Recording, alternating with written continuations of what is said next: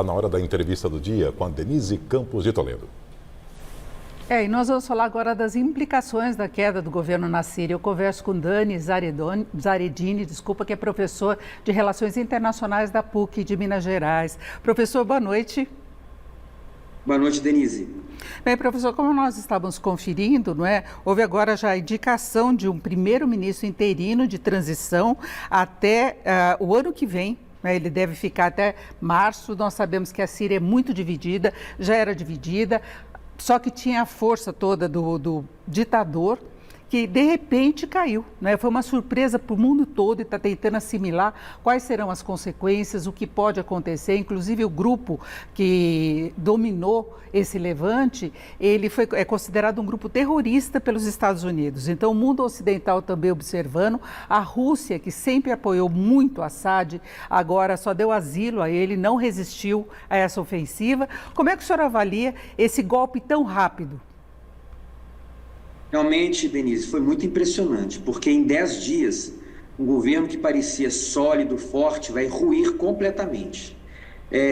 Existem algumas razões para isso, Na verdade, a preocupação, vamos falar assim, da Rússia, principalmente, é com a Ucrânia. A preocupação do Irã é Israel.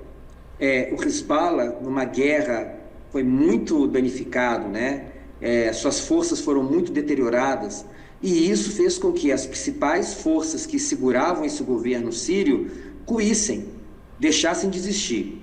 E isso criou uma oportunidade, de um lado, porque os grandes apoiadores externos da Síria não estavam mais lá, e por outro, uma condição econômica terrível do país, que tinha efeito inclusive no exército sírio. O exército sírio, que sofreu muito com a Primavera Árabe, que sofreu muito com os levantes, não consegue receber os seus salários adequadamente. E isso fez com que o exército não resistisse a essa invasão, que foi liderada, como você bem disse, pelo Hayat Tahrir al-Sham, o HTS, que é esse grupo bem preparado, bem treinado, que estava ligado ao grupo Al-Qaeda até 2016, rompe com a Al-Qaeda em 2016 para se tornar um grupo mais próximo de outros grupos para derrubar o Bashar al-Assad e consegue essa ofensiva muito impressionante.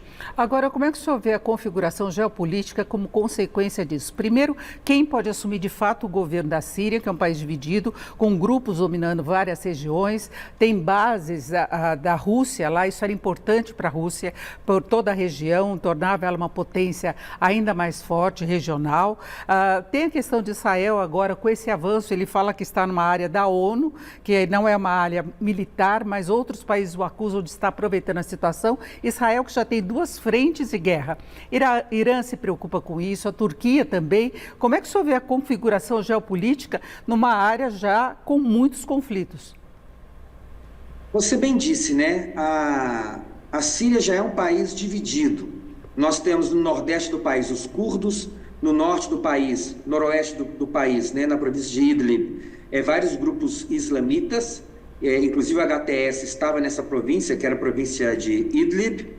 Ao sul, nós temos os drusos, a região mediterrânea, nós temos ali o grupo que pertence ao presidente Bashar al-Assad, que são os alauítas, os cristãos. Então, não vai ser fácil para o Mohammed el-Bashir lidar com isso. Agora, quem saiu ganhando com esse resultado? A Turquia sai ganhando demais.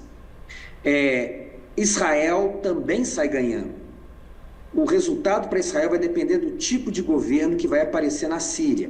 Hoje, me parece que o HTS, ele é o grupo mais importante, mas vai permitir algum tipo de interação com outros grupos ligados ao governo e também ligados aos curdos. Mas essa não é uma tarefa fácil.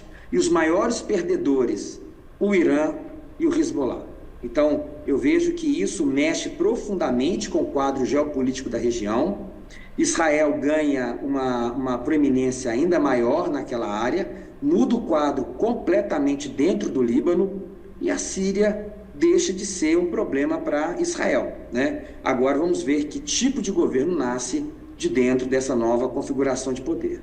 Essa é uma grande dúvida para os países ocidentais, se eles aceitam esse novo governo. Inclusive, algumas embaixadas já estavam trocando as bandeiras hoje em outros países. E tem a questão dos refugiados da Síria que se espalharam pelo mundo, que veem agora essa mudança de governo até como um alento, a possibilidade de retornarem ao país. Vários países já estão, inclusive, repensando das políticas de imigração, dos vistos que foram concedidos, mas tem muita gente querendo sair da Síria porque teme as consequências. Há exemplos de péssimas experiências do resultado final, como aconteceu no Iraque, na Líbia, Afeganistão. O senhor vê o Ocidente interferindo e essa questão dos refugiados, como pode ficar?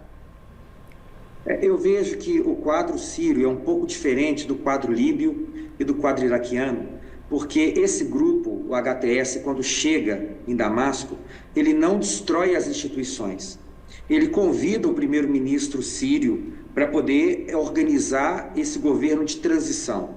Então, eles têm clareza que eles precisam ter um diálogo bom com o Ocidente, bom com os Estados Unidos, bom com a Rússia, para que eles possam ter vamos falar assim, uma vida perene.